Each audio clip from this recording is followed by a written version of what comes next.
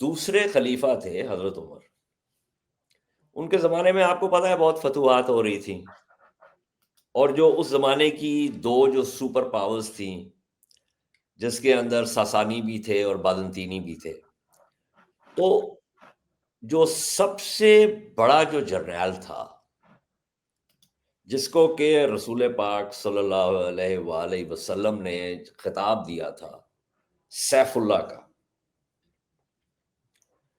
کا خطاب دیا تھا، بالکل. اور وہ تمام جنگ و جدل کے باوجود وہ شہید اس لیے نہیں ہوا کیونکہ اللہ کی تلوار کو کوئی مغلوب نہیں کر سکتا، اس لیے وہ شہید نہیں ہوا.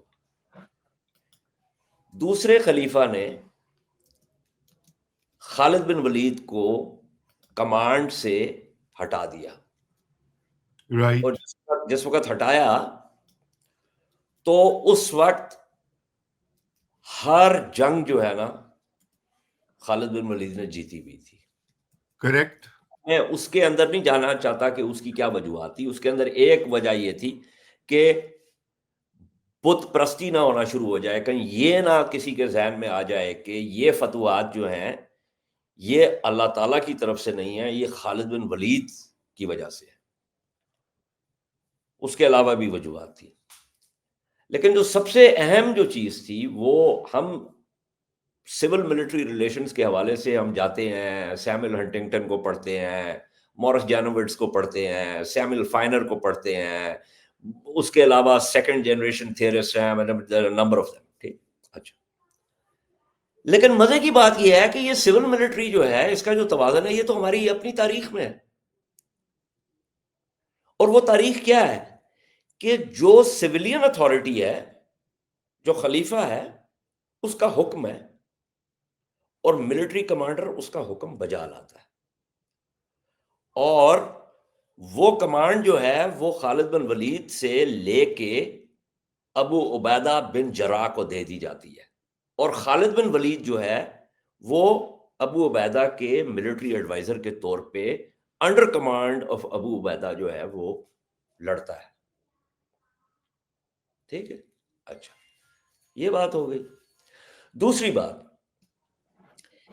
جو بھی officer cadet Pakistan military academy سے گریجویٹ کرتا ہے، اور یہ میں بات کر رہا ہوں فائٹنگ آرمز کی، تین طرح کی چیزیں ہوتی ہیں: fighting arms, supporting arms and services.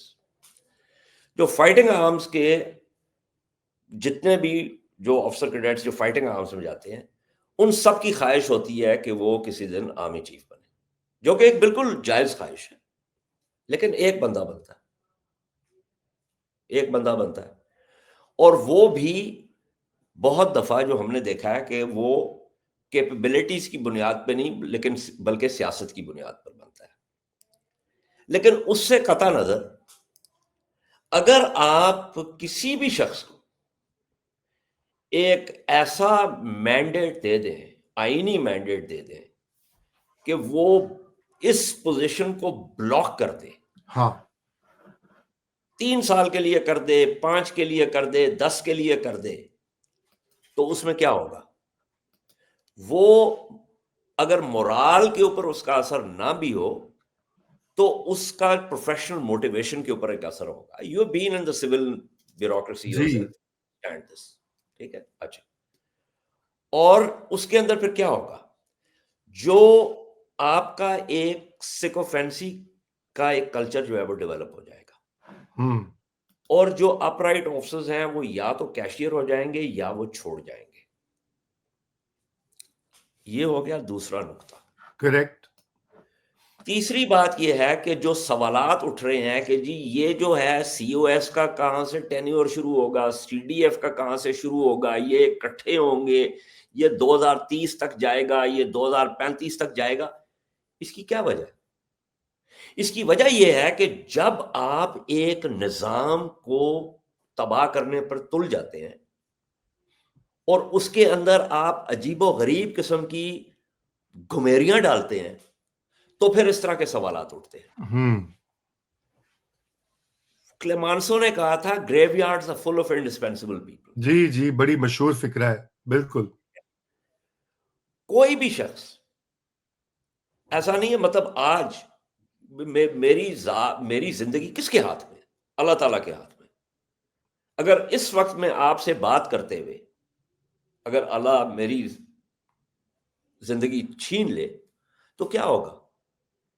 کیا میرے بچے یا میری فیملی جو ہے وہ بکھر جائے گی؟ نہیں. I lost my father when I was fairly young. تو کہنے کا مقصد یہ ہے کہ یہ اللہ تعالیٰ نے نظام ایک ترتیب دیا ہوا ہے، اور یہ سوچنا کہ کسی ایک شخص کے حوالے سے یا اس کے بغیر نظام نہیں چل سکتا، یہ قطعی طور پر، تاریخی طور پر اور دینی طور پر یہ غلط ہے. نظام نے چلتے رہنا ہے. اور اچھا، تیسری بات، جب آپ یہ کہتے ہیں یا جب کوئی یہ کہتا ہے، اور یہ ہم نے پہلی دفعہ نہیں دیکھا، یہ ہم بہت دفعہ دیکھ چکے ہیں کہ جی اس بندے کے علاوہ اس وقت قومی سلامتی کے حالات ایسے ہیں کہ اس بندے کا دفتر میں رہنا بہت ضروری ہے. آپ کیا کہہ رہے ہیں؟ آپ بنیادی طور پہ یہ کہہ رہے ہیں کہ فوج کی بینچ سٹرینگتھ ہی کوئی نہیں ہے، اور باقی سارے جو جنرلز ہیں جو کہ ایک پورے پروسیس سے گزر کے آئے ہیں، ان میں سے کوئی بھی اس قابل نہیں ہے کہ وہ 3 سال کے بعد اس شخص کو ریپلیس کر سکے. تو آپ تو بنیادی طور پر اپنے ادارے کے منہ پر کالک مل رہے ہیں. اجاز دیکھیں، آپ بہت زبردست بات کر رہے ہیں، اور میرے خیال سے جو یہ بات کہنی بھی چاہیے، اسٹرکچرلی ضروری ہوتا ہے کہ بالکل نیچے لوگ ہوں کہ نہیں ہوں، لیکن آپ اپنے آپ کو اسٹرکچرل ریئلسٹ بھی کہتے ہیں. اور بات یہ ہے کہ ریئلزم اور ریئل پالیٹک جو ہے پاکستان کی اور پاکستان کی تاریخ میں، پھر اس کا بھی تو اس کو بھی ذرا مد نظر رکھیں نا آپ. کنسیپچولی سوری، میں بہت ادب کے ساتھ آپ کو یہ کہنا چاہتا ہوں کہ آپ نے جو بات کی ہے وہ کنسیپچولی غلط ہے. اس کی وجہ یہ ہے کہ ریال پولیٹیک جو ہے اور اسٹرکچرل ریئلزم جو ہے وہ بین الریاستی تعلقات میں ہوتا ہے، وہ ریاست کے اندرونی معاملات میں نہیں ہوتا. ٹھیک. ریاست کے اندرونی معاملات جو ہیں وہ کسی آئینی طریقے سے، وہ جو نیو انسٹیٹیوشنل اکانومسٹ نے جو بات کی تھی کہ انسٹیٹیوشنز جو ہیں وہ رولز آف دا گیم ہے. جب آپ جو کھیل ہے اس کے قوانین کو اپنے مزاج کے مطابق اور کوئرسیولی تبدیل کرنا شروع ہو جائیں گے تو پھر تو کھیل جو ہے یو آر کوئرنگ دا پچ. پھر کھیل تو ہو نہیں سکتا، پھر کھیل نہیں ہو سکتا. دیکھیے بات یہ ہے کہ میں نے آپ کو پہلے بھی ایک بات عرض کی تھی کہ یہ جو بات ہو رہی ہے نا کہ جوائنٹنس کی یا اپنا انرجی کی انٹیگریشن کی، رضا یہ تو مطلب دس از اے نو برینر. دیکھیں آج کل کی جو جنگ کی صورتحال ہے، جنگ کی جو رفتار ہے، جو ویپن سسٹمز ہیں، جو پلیٹ فارمز ہیں، جو ہماری، اگر ہم بھارت کے حوالے سے بات کریں، جو ہماری جغرافیائی جو اتصال ہے، یعنی جیوگرافیکل کانٹیگیوٹی جو ہے، اس کے اندر جسے آپ کہتے ہیں OODA loop, observe, orient, decide and act، اس کے لیے ظاہر ہے کوآرڈینیشن بہت ضروری ہے. آپ جی. کی گراؤنڈ ایسٹس کی، آپ کی ایریل ایسٹس کی، آپ کے مطلب ارلی وارننگ سسٹمز کی، آپ کے پورا الیکٹرو میگنیٹک اسپیکٹرم جو ہے جسے آپ ملٹی ڈومین کہتے ہیں، تو اس میں تو کوئی شک کی بات ہی نہیں ہے. لیکن اس کا تعلق کسی ایک شخص کے ساتھ جوڑ دینا وہ تو ایک سیاسی معاملہ ہے، وہ آپریشنل نہیں ہے. سیاسی. جی. تو میں وہی پھر ایک اور بات جو جنگ کا، دیکھیں جنگ کی جو نیچر ہے نا وہ تبدیل نہیں ہوتی. جو جنگ کا طریقہ کار ہے، the conduct of war changes because technology changes, operational imperatives change, tactics change. تو اس کے اندر جو تکنیکی فورسز ہیں، آپ کی تکنیکی فورسز کون سی ہیں؟ ایئر فورس، نیوی، ٹھیک ہے. لینڈ فورسز جو ہیں وہ کبھی بھی تکنیکی اعتبار پر ایئر فورس یا نیوی کے برابر نہیں آ سکتی by sheer dint of how the forces operate. ٹھیک ہے. تو آپ نے میں نے آپ کو پہلے بھی کہا تھا کہ جیس ہیڈ کوارٹرز کے پیچھے مقصد ہی یہ تھا. یہ ہم 1975-76 کی بات کر رہے ہیں جوائنٹنس کی, جس کے اندر روٹیشن تھی نیوی, ایئر فورس, آرمی. بالکل بالکل. اب آپ نے یہ اختیار فوج کے سربراہ کو دے دیا